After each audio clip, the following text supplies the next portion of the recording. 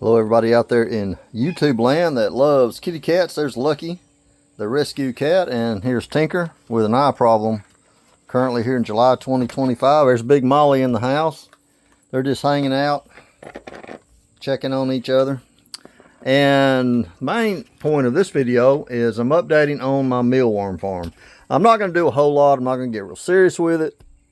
I'm serious in the sense that I do want to do something to, produce them.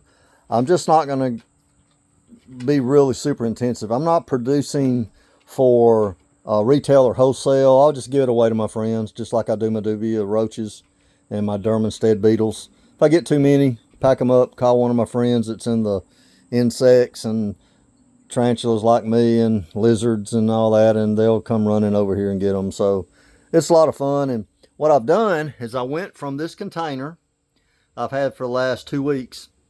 Of course, got them out of the house now. You got to be careful in the home, especially when you're using used up vegetables, things like that. You may get fruit flies started. So got to be careful with that. That's always an issue, especially down south where it's humid.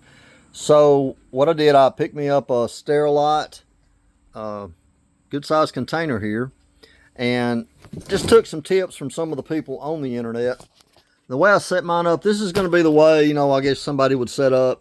If you really don't want a lot of hassle, you're just going to get what you're going to get. You'll go buy $3 or $4 100 mealworms, or replenish it occasionally to, update the bloodlines, that sort of thing. And all I've got is a leopard gecko actually that eats this. My tarantulas, I might can talk my small Texas brown if I put a little cup in there with them and just leave it. And it's no big deal. Even if one got out, they're going to burrow down, they're going to pupate, and then they're going to turn into a beetle. It's no big deal. The only problem is, with tarantula in there, it's hard to get in there to get stuff out. I do use some of my Dermanstead beetles in my tarantula enclosures to eat any dead debris of dubias or anything like that. So that helps keep it sanitized. And may do it with this. Put some Dermansteads in here. So what I've got is a 3-tier. Basically, they're all the same. And what I've done is got some egg cartons that I've had. I keep those. I eat a lot of eggs and that sort of thing. And they're great for the dubias. You turn them on their side. Basically, put the food up under here. I've got a mixture of beetles. There's a little beetle there. I'm still separating when I can see them, the pupated ones. But like I said, I've only had it 2 weeks. So I'll have this. I'll keep carrots and maybe some corn. Keep that corn on a piece of plastic, which I have. The second one, basically the same thing. I've still got some leftover toilet paper rolls I cut up, and you just basically set this on top of the food. And the bugs, they like dark. One thing I did do is that I drilled holes right here, all the way around, all the way in the back, and on the side, and I drilled holes in the front. That'll give you a decent airflow that's high enough in case something decides it won't start walking, it won't get out. So that's plenty of ventilation. And the last one, actually, what I'm still doing when I can see them is, as is the case here, there's my piece of corn. And same deal, got the some broccoli, carrots mainly up under here. I've heard you can use sweet potatoes, so I'll get, I'll pick some of those up next time at the store. But I've got a whole bunch of the pupated ones here. I'm going to show you. Man, I've got a lot still. Probably maybe 60, 70 in here. And in just one day, I've already taken out 4 or 5 today. Here's a fresh one that's just molted, and they're white. In case you ain't ever seen one of these. And they're weak, they just morphed out of the pupated mode, and, they're tired. They just want to rest. And so what I do is I take them. Stand by just a second. I put this on my knee. I don't want to turn this over. My dogs will run here and eat them. So you just take it, gently put it down. I got a soft heart. If it gets upside down, I'll straighten it up. If I look in here, I'm looking around, I see one upside down, I'll fix it. I can't stand seeing them upside down. Of course, for millions of years before man ever walked the earth, there was some upside down beetle, and he managed to get on his feet because here they are now, right? So, you know, I'm just that kind of guy. I'm ex-military.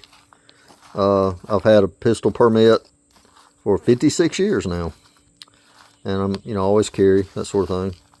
So I'm one of them old men, you know what I mean? But I still have a heart for animals. And these are all the pupas. And anyway, what I do, when I see them, I'll try to just put them in here. And then, when, you know, I check it daily a couple times. I'm semi-retired. And the beetles cannot crawl out. And this sort of more or less protects the beetles. And see this one? I just put in here. See how he's resting? He's really tired. So basically, you don't muck with them much. You just don't want to love them too much. And just let them do their thing. And that's basically, I've got it here in my barn with my RC airplanes. I've got my dubias in the back. I'm about ready to do another video on the dubias. So anyway, I'm set up. I'm going to get me a logbook, keep it right here where I can date as things go on. And so it's going pretty well. You know, I've had them about 3 weeks now and I've already got beetles. So that's pretty cool. It's, oh Lord, temperature, as you can see the dogs laying around. It is hot. We're going up in the 90s every day. 95, 96 right now in July 2025. Heat index is over 100. In my barn, it's relatively moderate. I run 2 dehumidifiers to keep the humidity down because all these airplanes, electronics and all that for the airplanes and transmitters, that sort of thing, you got to keep the humidity low. So right now it's about 65, 60 in here. And my humidity gauge right there, 66. And right now I'm pulling 90. I've already seen several blogs where mealworm farmers, and a few of them in Australia, where it's really hot, up in the United States and Virginia, they said that temperatures are running 115 during the day. That's Fahrenheit. 115 Fahrenheit. And they're doing okay. So, it, you know, it doesn't get over 95 in here. Even if it gets over 100 during the day with the barn and the wood and the dissipation of the heat, pretty much it's going to, you know, stay 95 or less. They should do fine. The hotter it is, the better they do. They're not really doing that well as far as, even though they are turning into beetles in the house, the temperature on the floor where they were sitting was 73 to 76. So that's really a little bit too cool. So they'll do okay out here. If they don't, I'll get some more. And I'll update as it goes along. But they have to stay outside. And I'll put heating pads on them in the winter, that sort of thing. So you guys take care. It's about an 8-minute video of the dogs and the mealworms in the barn for the old man doing stuff down here in Montgomery, Prattville, Alabama. Y'all get out and do something. Enjoy life. You don't know when you got another day. Ain't that right, Big Molly? Yeah, I was a good girl. Yeah. Say bye-bye.